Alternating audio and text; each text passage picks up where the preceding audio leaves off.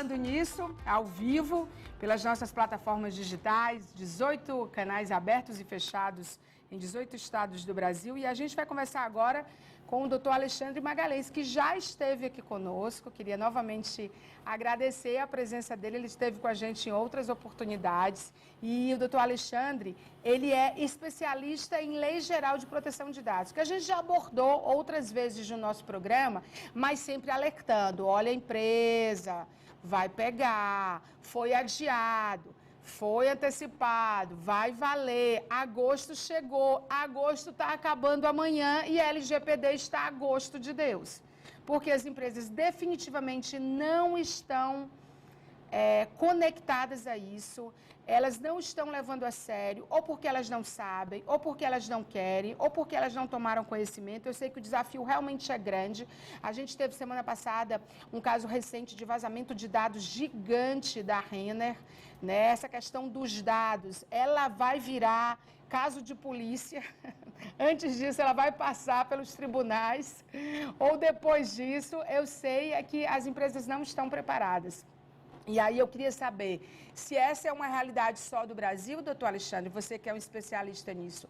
Primeiro, muito obrigada pelo seu tempo e por nos ajudar a entender e abordar um assunto tão importante. Bem-vindo.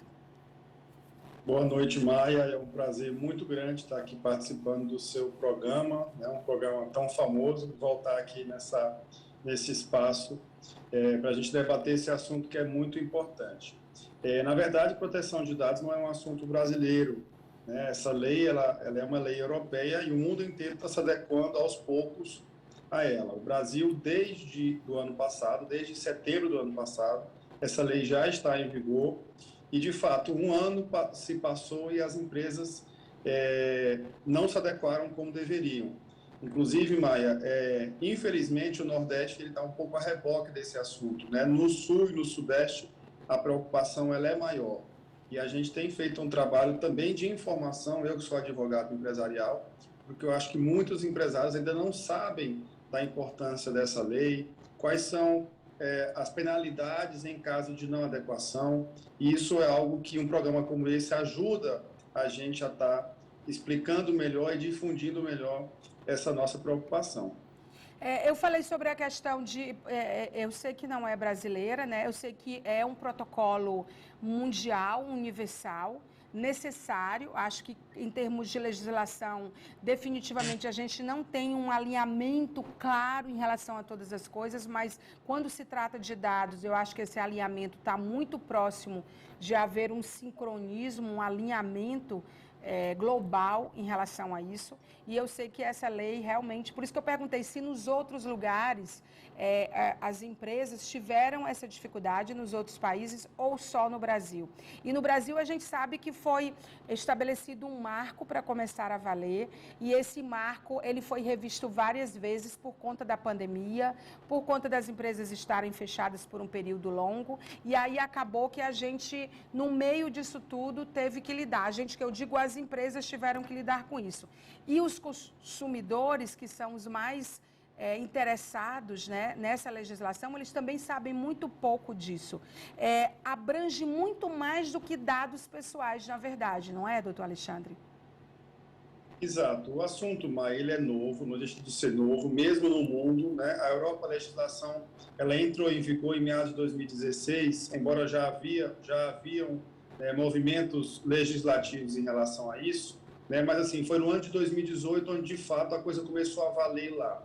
No Brasil, em 2018, a lei foi criada, né? E ela tinha um espaço de 2 anos para começar a valer, que era a partir do ano passado. Inclusive, no ano passado veio a pandemia, né? Houve uma medida provisória tentando jogar o início da vigência para 2021. Quando o Congresso Nacional foi votar a matéria, primeiro o Senado, a Câmara antecipou para janeiro e o próprio Senado depois disse não, vai valer já a partir de setembro, isso ainda em 2020. Então, ela está em vigor desde setembro do ano passado. E agora, em agosto, passam a valer as multas, né, as sanções em relação a ela. Eu digo que o assunto é novo porque, de fato, por exemplo, a judicialização ela ainda é muito incipiente, né, poucas ações no mundo e no Brasil, principalmente, tem tratado desse tema.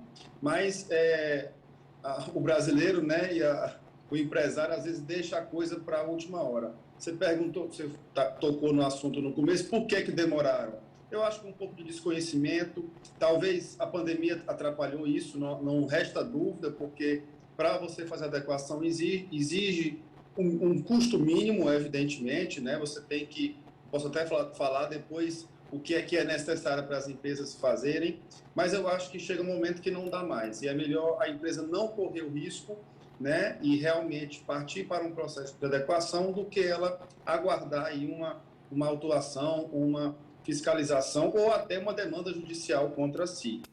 Você falou no caso da Renner, a Renner, eu não tenho dúvida que haverá uma responsabilização em relação a isso. Ela já fez até um comunicado oficial dizendo que os bancos de dados foram preservados. A gente espera que tenham sido, mas a gente não sabe o resultado prático disso.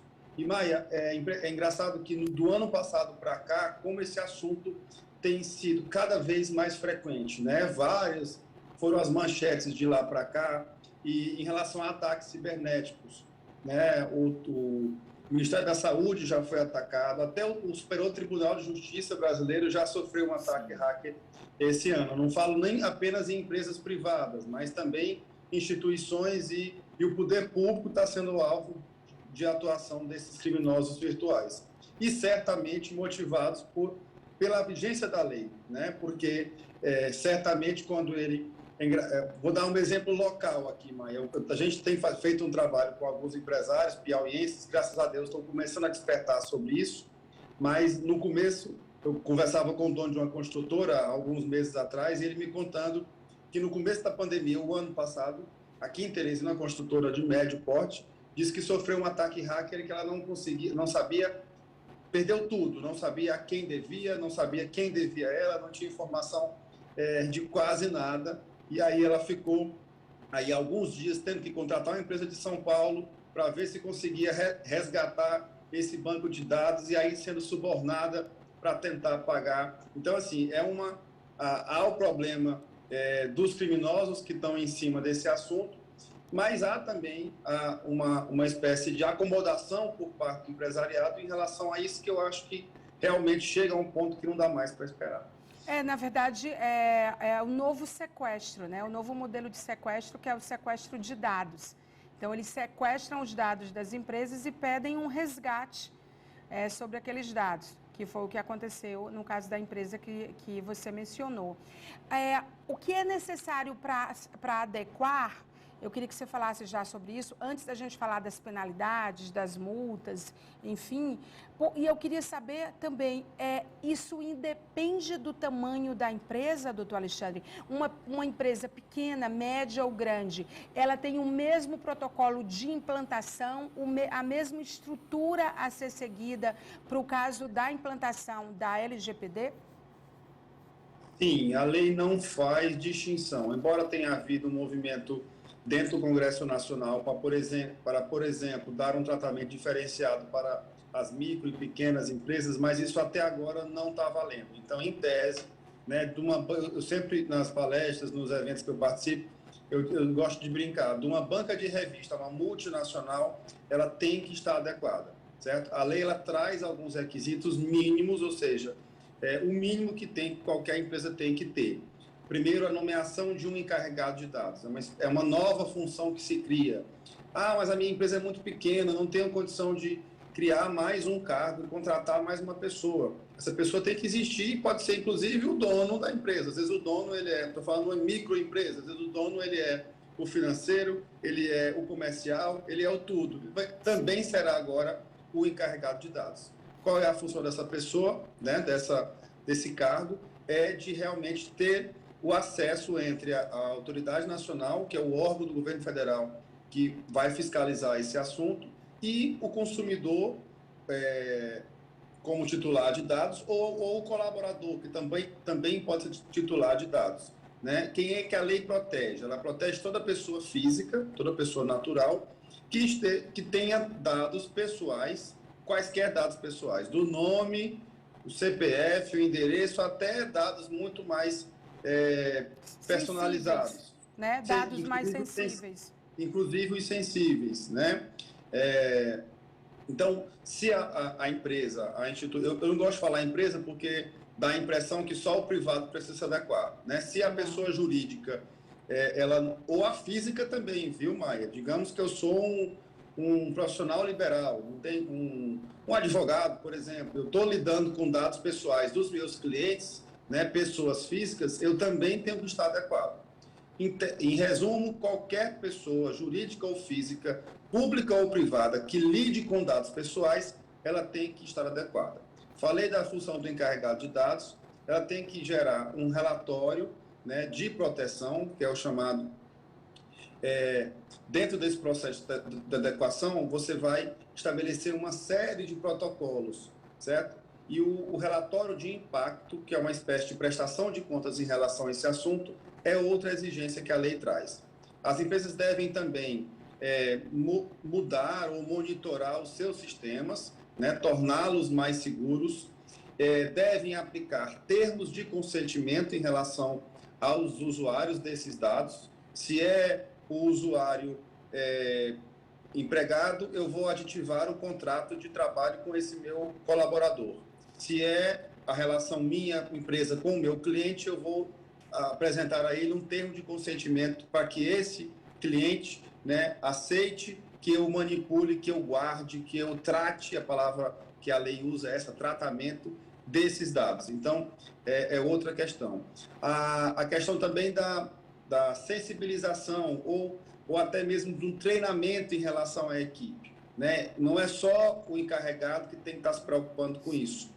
Toda a empresa, todos os setores. Por exemplo, eu tenho uma loja, então eu tenho lá no meu balcão de loja os vendedores. Esses vendedores, eles têm que estar aptos a lidar com este assunto.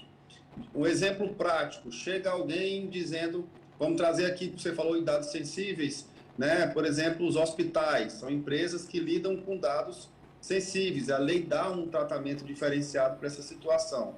Então, eu chego na recepção de um hospital e digo, eu gostaria de ter acesso aos dados do paciente fulano de tal.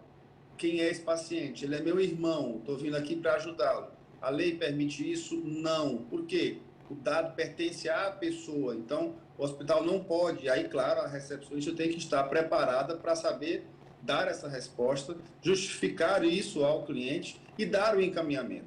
A lei, ela traz, inclusive, prazos, né? O consumidor, ele tem muitos direitos, mas ele também tem deveres. Ele não pode, por exemplo, querer chegar numa empresa e dizer, olha, eu quero aí saber todos os meus dados que vocês estão manipulando ou tratando e quero receber agora. Não, a lei ela dá um prazo para que a empresa dê essa resposta. Então, são uma série de... É muita coisa. E as plataformas também, né? As plataformas digitais, tecnológicas, elas são criadas também com a finalidade dessa captura de dados. Os cookies, né, que a gente vive aceitando para poder ter acesso a conteúdos, onde eles guardam ali no computador todos os dados. As empresas que ganham muito dinheiro hoje, ou comprando, ou adquirindo, ou trocando. É por isso que a gente recebe tantas ligações de números que a gente não conhece, fora os de dentro de presídio, né? E a Anatel até chegou a dizer que ia... colocar um prefixo único para o Brasil, acho que era 0303 ou 3030, não sei exatamente, para identificar, porque agora os bancos, as operadoras, as empresas grandes que querem oferecer produtos, os planos de saúde, estou citando os mais comuns, mas tem de todo tipo, eles simplesmente ligam para você com um prefixo local. Então, está claro que aquele dado ali foi um dado que foi adquirido de alguma forma, lista ou ilicitamente.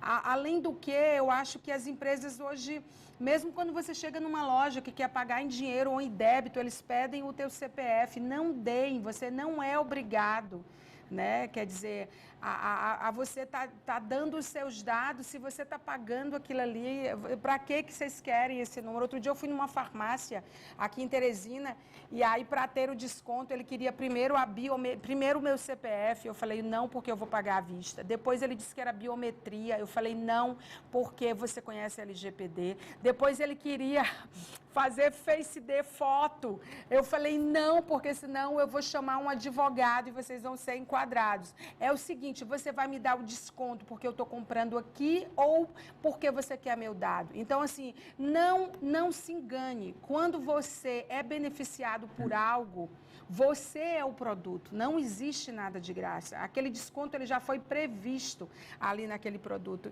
E a gente precisa ter um amadurecimento, como eu acho que a legislação no mundo está tendo essa maturidade.